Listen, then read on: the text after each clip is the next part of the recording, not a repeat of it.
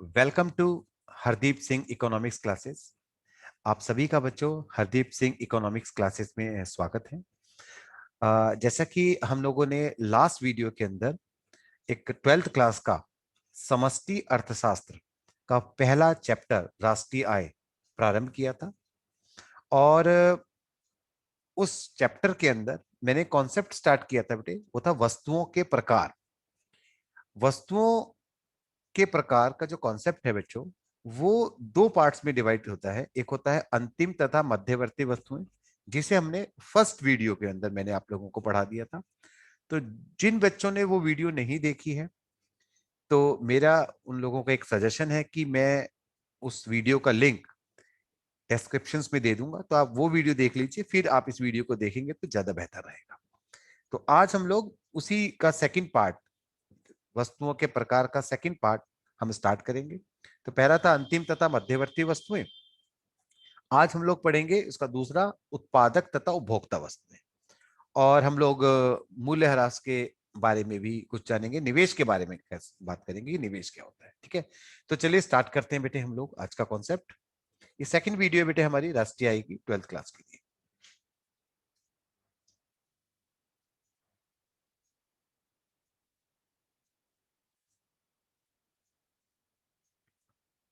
Okay, तो प्रारंभ करते हैं बेटे, स्टार्ट करते हैं। तो सबसे पहले जैसा कि मैंने आपको बताया कि हम वस्तुओं का प्रकार की बात कर रहे थे, तो फर्स्ट वाला हम पढ़ चुके थे। ये सेकंड आपको नजर आ रहा होगा कि मैंने स्क्रीन पे सेकंड पार्ट ही लिखा है, वो इसलिए क्योंकि मैं already first part first video में डिस्कस कर चुका हूँ। ठीक है, तो सेकंड है बेटे उपभोक्ता तथा उत्पादक वस्तुएं। पहला था अंतिम तथा मध्यवर्ती वस्तुएं, वो अच्छे से हमने डिस्कस कर लिया था लास्ट वीडियो में। ये है उपभोक्ता तथा उत्पादक वस्तुएं, कि उपभोक्ता वस्तुएं क्या होती है और उत्पादक वस्तुएं क्या होती है। चलिए देखते हैं। सबसे पहले देखते हैं उपभोक्ता वस्तुएं किसे कहते हैं। बहुत सिंपल है, इससे अभिप्राय उन वस्तुओं से होता है जो उपभोक्ता की आवश्यकता को प्रत्यक्ष रूप से पूरा करती है, जैसे फर्नीचर, कार, कोई खाद्य सामग्री, खाने की चीज। तो कोई भी चीज अगर कोई कंज्यूमर खरीद रहा है और उसकी वांट्स को डायरेक्टली सेटिस्फाई कर रही है, जैसे मान लीजिए आपको पेन चाहिए, आपने पेन खरीदा, तो वो उपभोक्ता वस्तु कहलाएगी। ठीक है, वो उपभोक्ता वस्तु कहलाएगी। आपने कोई बाइक खरीदी, साइकिल खरीदी, ये उपभोक्ता वस्तु कहलाएगी। राइट, वो वस्तुएं जो उपभोक्ता की आवश्यकता को प्रत्यक्ष रूप से पूरा करती है, उसे उपभोक्ता वस्तुएं कहते हैं। ठीक है बेटे, बड़ा सिंपल है ये। अब बात करते हैं उपभोक्ता वस्तुओं के प्रकार की, कि भैया उपभोक्ता वस्तुएं कितनी तरह की होती है। तो बच्चों, अर्थशास्त्र में उपभोक्ता वस्तुओं को चार हिस्सों में बांटा हुआ है। नंबर वन, पहले आप देख सकते हैं यहाँ पर, ये मैंने टेबल सा बनाया है हल्का सा। टिकाऊ उपभोक्ता वस्तुएं, जैसे कार, फ्रिज आदि।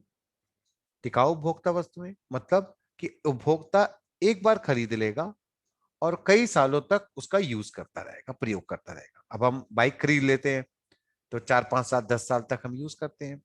फ्रिज खरीद लेते हैं, घर में यूज करते हैं। कोई फर्नीचर खरीद लेते हैं, कई सालों तक यूज करते हैं।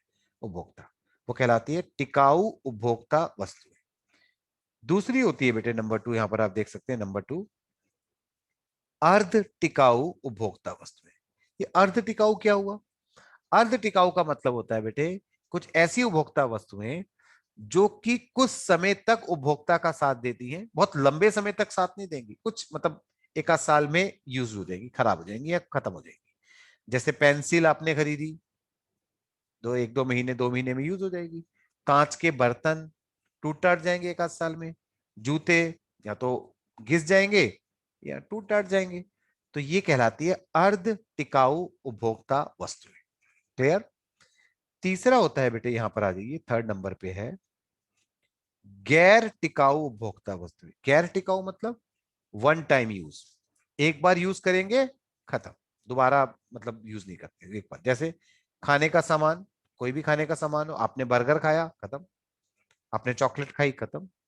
या पेट्रोल वगैरह, कोई फ्यूल वगैरह है, वन टाइम यूज होता है। ठीक है, अच्छा बेटे, अर्थशास्त्र में ना सेवाओं को भी हम वस्तुओं की कैटेगरी में लिख लेते हैं। तो वही फोर्थ टाइप निकल कर आता है बच्चे आपका, उपभोक्ता सेवाएं। जैसे वकील की सेवा, अध्यापक की सेवाएं, डॉक्टर की सेवाएं, ये सारी उपभोक्ता सेवाएं इसका फोर्थ पार्ट है।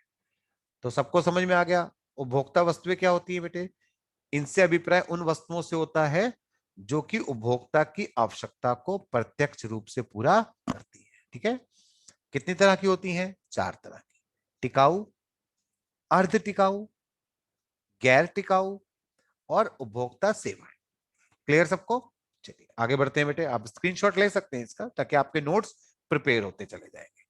आपको मैं पूरा कंप्लीट करवा दूंगा सारा का सारा। बेहतर रहेगा कि आप स्क्रीनशॉट लेके इसको ना नोट पे राइट डाउन कर लिया करो।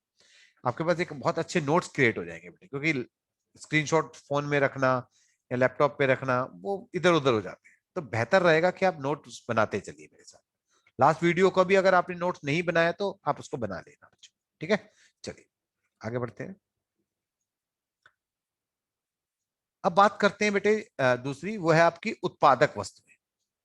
पहली थी उपभोक्ता वस्तुएं, दूसरी है उत्पादक वस्तुएं या उत्पादन वस्तुएं कह देते हैं। ये क्या है? इससे अभिप्राय उन वस्तुओं से होता है जिसका प्रयोग अन्य वस्तुओं के उत्पादन में किया जाता है, जैसे कच्चा माल, मशीन, फैक्ट्री आदि। तो ऐसी वस्तुएं जो कि उत्पादक खरीदता है ताकि उसका यूज करके वो अन्य वस्तुओं का उत्पादन कर सके। जैसे मान लीजिए मुझे लेट एज्यूम ये पेन बनाना है। तो पेन बनाने के लिए मैं जो रॉ मटेरियल खरीद के लाऊंगा, कच्चा माल, जैसे प्लास्टिक खरीद के लाऊंगा, इंक खरीद कर लाऊंगा, तो वो उत्पादक वस्तु कहलाएगी। या पेन बनाने के लिए जो मैं मशीन खरीदूंगा, वो उत्पादक वस्तु कहलाएगी। तो उत्पादक वस्तुएं वे वस्तुएं होती हैं जिसका उपयोग हम अन्य वस्तुओं के उत्पादन के लिए करते हैं। ठीक है। आगे बढ़ते हैं। ये दो प्रकार की होती है उत्पादक वस्तुएं। कितने तरह की होती हैं बेटे? दो तरह की होती है। चलिए देखते हैं। पहली है बेटे गैर टिकाऊ। नंबर 1 है गैर टिकाऊ उत्पादक वस्तुएं। गैर टिकाऊ मतलब वन टाइम यूज, एक बार यूज करेगा उत्पादक, खत्म। इससे अभिप्राय यहां पर उन आ सकता है, उन वस्तुओं से होता है जो उत्पादन की प्रक्रिया में केवल एक बार ही प्रयोग होती है। एक बार आपने यूज करी, खत्म। अब अगर आपको और दूसरी गुड्स बनानी है तो दूसरी नई चीज लेकर आओ। जैसे कच्चा माल, कोई ईंधन, बिजली, पानी आदि, ये सब। जैसे फॉर एग्जांपल फिर मैं वही बात करना चाहूंगा कि जैसे मान लीजिए कोई किसी चीज का निर्माण करता है। जैसे हम किसी भी चीज का एग्जांपल ले सकते हैं। हमने बुक बनाई, तो बुक बनाने के लिए हमें कागज वगैरह चाहिए। तो कागज बनाने के लिए मैं कागज लेके आया, कागज मैंने यूज करके बुक बना ली। अगर मुझे अब दूसरी बुक बनानी है, किताब बनानी है, तो मुझे नया कागज लाना पड़ेगा। राइट। तो कच्चा माल हो गया, ये वन टाइम यूज चीजें हैं। ये गैर टिकाऊ उत्पादक वस्तुएं कहलाती है। नेक्स्ट है बेटे, ये बड़ी इंपॉर्टेंट है नेक्स्ट वाली। इंपॉर्टेंट तो दोनों ही है। पूंजीगत वस्तुएं या टिकाऊ उत्पादक वस्तु। पूंजीगत वस्तु या टिकाऊ उत्पादक वस्तु। पूंजीगत वस्तु ये भी उत्पादक वस्तु के ही अंदर आती है। देखिए, इससे अभिप्राय उन वस्तुओं से होता है जिन्हें उत्पादन की प्रक्रिया में कई वर्षों तक प्रयोग में लाया जाता है, जैसे मशीन, फैक्ट्री, इमारत आदि। तो कोई भी ऐसी चीज जो कई सालों तक उत्पादक प्रयोग करेगा। अब जैसे मान लीजिए मुझे फोन का निर्माण करना है, मैं ये फोन बनाना चाहता हूं। अब इस फोन का निर्माण करने के लिए मैंने एक मशीन खरीदी। अब वो जो मशीन खरीदी वो एक साल थोड़ी, वो तो कई साल तक मैं उसका यूज करूंगा। तो मेरी वो पूंजीगत वस्तु है, टिकाऊ उत्पादक वस्तु है। मैंने एक बिल्डिंग खरीदी, वो भी टिकाऊ उत्पादक वस्तु है। समझ में आया बेटे आप लोगों को ये कैसी कैसी होती है? अब एक चीज का आप ध्यान देना बच्चों, सभी बच्चे एक चीज का ध्यान देंगे खास तौर पर। ध्यान क्या देना है आप लोगों को कि सभी पूंजीगत वस्तुएं, कोई भी पूंजीगत वस्तु आप उठा लीजिए। आप मशीन ले लो, फैक्ट्री ले लो, इमारत ले लो, कोई भी पूंजीगत वस्तु उठा लीजिए। सभी पूंजीगत वस्तुएं सभी पूंजीगत वस्तुएं उत्पादक वस्तुएं होती हैं। देखो, सारी पूंजीगत वस्तुएं उत्पादक वस्तुएं होती हैं, क्योंकि वो उत्पादन में प्रयोग की जाती हैं। परंतु सभी उत्पादक वस्तुएं पूंजीगत वस्तुएं नहीं होती। लेकिन सारी पूंजीगत वस्तुएं उत्पादक वस्तुएं नहीं होती। जैसे कच्चा माल। अब कच्चा माल उत्पादक वस्तु तो है, लेकिन ये पूंजीगत वस्तु नहीं है। ध्यान रखना बेटे। क्लियर हो गया सबको? स्क्रीनशॉट ले सकते हैं, हम आगे बढ़ते हैं। चलिए, इस कॉन्सेप्ट के ऊपर बेटे ये क्वेश्चन मैंने एग्जाम में देखा है बोर्ड के अंदर, 12th क्लास की बोर्ड में ये एक क्वेश्चन मैंने देखा है आता है। क्या क्वेश्चन है? क्या मशीन सदैव उत्पादक वस्तु होती है? उदाहरण सहित समझाइए। क्या मशीन हमेशा उत्पादक वस्तु होती है? उदाहरण सहित समझाइए। तो चलिए देख लेते हैं क्या आंसर आना चाहिए। जनरली मशीन वर्ड सुनते ही ऐसा लगता है कि यार मशीन है तो यार उत्पादक वस्तु ही होगी, उत्पादन में यूज होती है मशीन तो। लेकिन नहीं बेटे, मशीन हमेशा उत्पादक वस्तु नहीं होती। कैसे, चले देखते हैं। आंसर देखिए इसका। नहीं, मशीन सदैव उत्पादक वस्तु नहीं होती। मशीन हमेशा उत्पादन के लिए ही प्रयोग नहीं की जाएगी।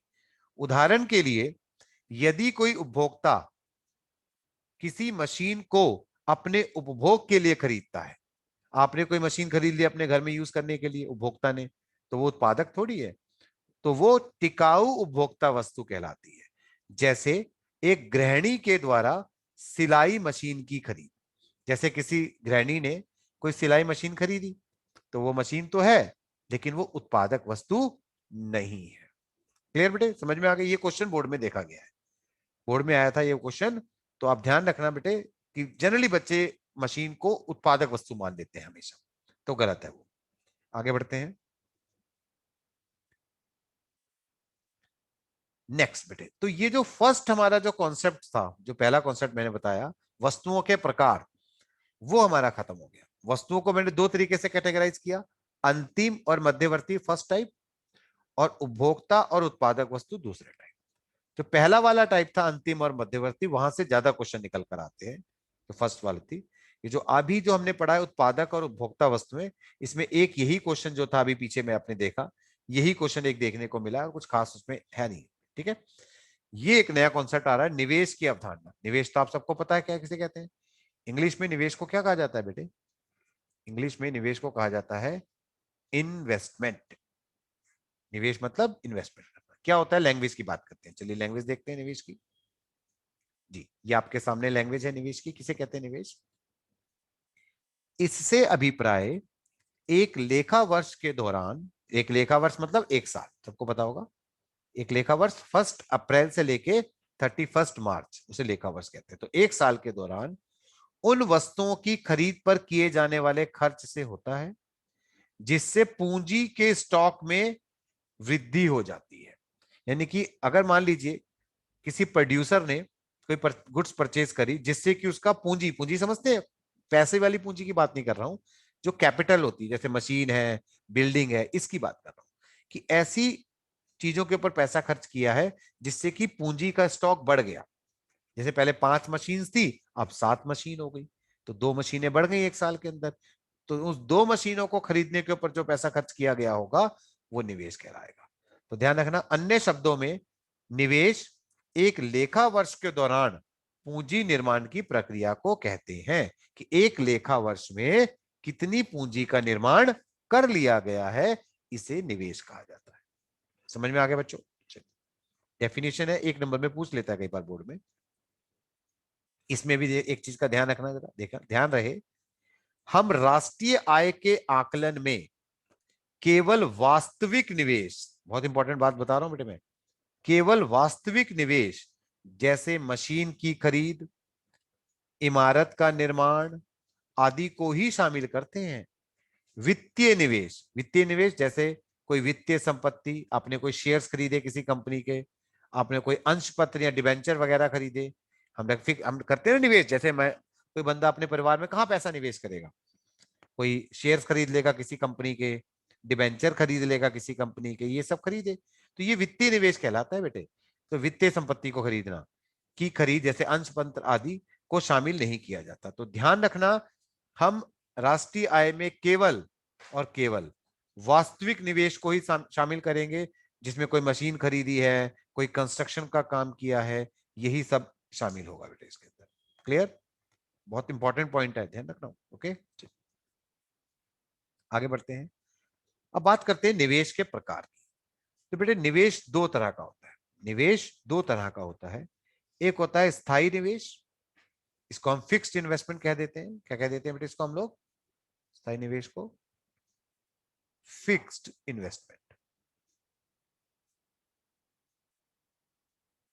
राइट। और दूसरा होता है बेटे माल सूची निवेश या स्टॉक में परिवर्तन, इसे हम बेटे इंग्लिश में कह देते हैं inventory investment. Inventory investment generally बेटे आपको पता ही है कि जो निवेश है जनरली उत्पादक करता है। तो यार उत्पादक किसी भी चीज का अगर बिजनेस करता है या कोई उत्पादन करता है, तो उसका पैसा दो जगह इन्वेस्ट करना पड़ता है उसको, उत्पादक को। एक तो जैसे मान लीजिए यार कोई हलवाई की दुकान ही स्टार्ट कर रहा है, कोई हलवाई है। अब हलवाई की दुकान स्टार्ट करेगा तो एक तो उसको दुकान खरीदनी पड़ेगी, एक तो उसको वही दुकान चाहिए। तो दुकान उसका कौन सा निवेश है? स्थायी निवेश है। दुकान के अंदर उसको फ्रिज वगैरह चाहिए, फ्रिज रखेगा, ठीक है, फ्रिज रखेगा, सामान रखेगा, टूल्स वगैरह लाएगा, वो सारा उसका स्थायी निवेश है। ये तो इन्वेस्ट करना पड़ेगा ना। वो 10 लाख की दुकान, 10 हजार का फ्रिज, वो कढ़ाई वगैरह लेकर आएगा, वो सब उसकी स्थायी निवेश है। क्या उससे उसका धंधा चल जाएगा? नहीं। उसको मिठाइयां लगानी पड़ेंगी, समोसे बनाने पड़ेंगे, कच्चा माल यानी कि तेल आटा मैदा वो सब रखना पड़ेगा उसको, तो वो उसमें भी तो उसका पैसा इन्वेस्ट होगा भाई। अगर उसका मान लीजिए 15 लाख रुपए स्थायी निवेश में लग रहा है मान लो, तो मिठाइयां बनाना, कच्चा सामान अपने पास रखना, उसमें भी तो उसका मतलब 1-2 लाख रुपए तो यार लग ही जाएगा स्टॉक वगैरह में। तो ये भी उसका निवेश माना जाता है। तो अगर हम लैंग्वेज की बात करें, लैंग्वेज की बात करें तो चलिए देखते हैं। ये देखिए स्थायी निवेश की बात करें, इससे अभिप्राय एक उत्पादक के द्वारा स्थिर संपत्ति, स्थिर संपत्ति दुकान हो गया, मशीन हो गई, स्थिर संपत्ति की खरीद पर किए जाने वाले खर्च से होता है। जैसे मशीन की खरीद पर खर्च, इमारत की खरीद पर खर्च आदि, उसे हम लोग क्या कहते हैं बेटे? स्थायी निवेश। जैसे मैंने अभी हलवाई का एग्जांपल दिया, तो हलवाई की दुकान, मशीनें, फ्रिज, जो भी हलवाई के पास टूल होते हैं, वो सब उसका स्थिर निवेश है। जैसे कुछ अगर मैं जैसे मशीन हो गई, स्थिर निवेश है, फिक्स इन्वेस्टमेंट कहेंगे। कोई बिल्डिंग हो गई, या मान लीजिए कोई कंपनी ने अपने लिए ट्रांसपोर्टेशन के लिए कोई ट्रक खरीद के रखा हुआ है, ये सब जो आपकी स्क्रीन के आपको नजर आ रहा है, ये सारा का सारा फिक्स इन्वेस्टमेंट है, स्थायी निवेश कहलाता है। क्लियर बेटे? चलिए, ये स्थायी निवेश की बात करी अभी मैंने, राइट। चलिए आगे बढ़ते हैं। स्थायी निवेश के बाद जैसा मैंने बताया कि माल सूची निवेश भी, दुकान खोलने से या मशीन लेने से तो धंधा चलेगा नहीं, तो उसमें तो माल भी बनाना पड़ेगा, और माल बनाने के लिए माल को खरीदने के ऊपर पैसा खर्च करना पड़ेगा, तो वो आपका माल सूची निवेश कहलाता है। देखो जरा, माल सूची निवेश जैसे स्टॉक में परिवर्तन भी कहते हैं। इससे अभिप्राय एक उत्पादक के द्वारा अपने पास, एक उत्पादक है, जैसे हलवाई का मैं एग्जांपल ले रहा था, उत्पादक है वो, अपने पास आवश्यक वस्तुओं के स्टॉक को रखने के लिए किए जाने वाले खर्च से होता है। एक हलवाई को अपने पास कुछ ना कुछ तो सामान रखना पड़ेगा ताकि वो बनी बनाई मिठाइयां बेच सके, कुछ कच्चा माल रखना पड़ेगा। तो वो जितना भी उसको आवश्यक वस्तु अपने पास रखनी पड़ेगी ताकि उसको रेडी टू सेल रख सके, उसको हम लोग जो भी पैसा उसमें खर्च होगा उसे माल सूची निवेश कहते हैं। और एक उत्पादक को स्टॉक पर निम्नलिखित खर्च करना पड़ता है। निम्नलिखित खर्च करना पड़ता है एक उत्पादक को, कौन कौन सा, चलिए देखते हैं। तीन जगह बेटे इन्वेस्टमेंट लगती है, तीन जगह पैसा इन्वेस्ट होता है। पहला, स्टॉक में। अगर आप हलवाई की दुकान में देखें तो जो आपको फिक्स इन्वेस्टमेंट, उसकी दुकान, उसके इक्विपमेंट्स, टूल वगैरह, या उसका फ्रिज वगैरह आप देखें, उसके अलावा उसके जो पैसा स्टॉक में लगा होता है, तो तीन जगह उसका पैसा इन्वेस्ट होता है उसका। एक तो निर्मित माल का स्टॉक पर खर्च, हलवाई की दुकान में हमेशा आपको बनी बनाई मिठाइयां मिनिमम कुछ क्वांटिटी तो पड़ी रहती है, कुछ समोसे ब्रेड पकोड़े बने हुए पड़े रहते हैं, तो भैया वो उसका मान लीजिए मिनिमम 50 हजार रुपए का तो माल हमेशा दुकान में पड़ा ही रहता है निर्मित, तो वो 50 हजार रुपए वहां भी लगे रहते हैं उसके। अर्ध निर्मित माल के स्टॉक पर खर्च, उसका कारीगर वो लड्डू बना रहा है, जलेबी बना रहा है, यानी कि अभी अर्ध, आधा कच्चा माल है, उसमें भी उसका कुछ पैसा मान लीजिए 10-15 हजार रुपए तो उसमें भी उसका लगा ही रहता है, एक छोटे से हलवाई की बात करें तो। और कच्चे माल का स्टॉक, और अगर हलवाई के पीछे जाके गोदाम में देखो तो उसने मैदा, चीनी, तेल, उसमें भी उसने कुछ 20-25 हजार रुपए का स्टॉक रखा होगा ताकि वो फिर उसका यूज करके बना सके। तो 3 जगह उसका पैसा लग गया बेचारे का। अगर मैंने जैसा एग्जांपल दिया तो 50 हजार रुपए की तो मिठाइयां बनी पड़ी थी, 10 हजार रुपए का माल बन रहा था, और मान लीजिए 20 हजार रुपए का उसके पास कच्चा माल का स्टॉक पड़ा था। तो हमारे वाले एग्जाम्पल में 50 और 10, 60 और 20, 80 हजार रुपए तो उस एक हलवाई की छोटी सी दुकान में उसका इन्वेस्ट हो रखा है, सिर्फ माल सूची निवेश के अंदर। बाकी जो दुकान वुकान में लगा है वो कहानी अलग है, उसकी बात नहीं कर रहे हैं। ठीक है, तो इसका मतलब ये समझ में आया कि अगर आप कोई भी बिजनेस करते हैं तो आपका जो कुल निवेश होता है, कुल निवेश, वो होता है स्थायी निवेश। आपको स्थिर संपत्ति खरीदनी, उसके ऊपर पैसा लगेगा, और आपको स्टॉक में भी सामान लगाना पड़ेगा, माल सूची निवेश। तो स्थायी निवेश और माल सूची निवेश दोनों को जोड़ के आपका कुल निवेश निकल कर आएगा। क्लियर बेटे? अब इसी से रिलेटेड एक फॉर्मूला और बन जाता है, वो क्या है देखिए, वो है शुद्ध निवेश। शुद्ध निवेश क्या होता है बेटे? सकल निवेश में से मूल्यह्रास, मूल्यह्रास मतलब होता है डेप्रिसिएशन।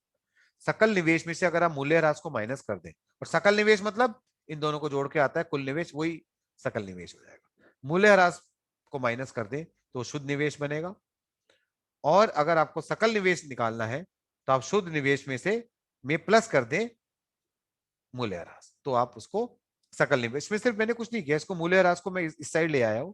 तो सकल निवेश निकालने के लिए मेरे को क्या करना पड़ा? शुद्ध निवेश में मेरे को मूल्यह्रास को मैंने जोड़ दिया।